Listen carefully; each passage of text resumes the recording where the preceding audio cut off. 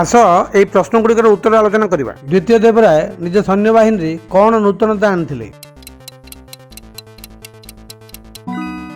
ସୈନ୍ୟବାହିନୀରେ ମୁସଲମାନ ଅଶ୍ୱାରୋହୀ ଓ ପଦାତିକମାନଙ୍କୁ ନିଯୁକ୍ତି ଦେଇଥିଲେ। ଦ୍ୱିତୀୟ ଦେବରାୟ କେଉଁ ନାମରେ ନାମିତ ଥିଲେ ଏବଂ କି ଉପାଧି ଧାରଣ କରିଥିଲେ?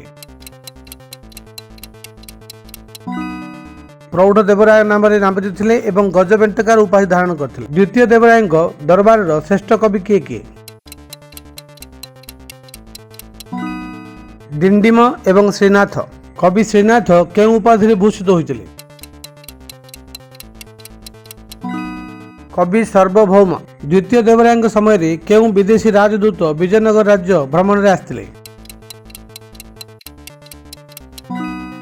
ପାରସ୍ୟ ରାଜା ଶାହରୁଖ ବା ଶାହରୁଖ ମିର୍ଜାଙ୍କ ଦୂତ ଅବଦୁର ରାଜାକ। ଧନ୍ୟବାଦ।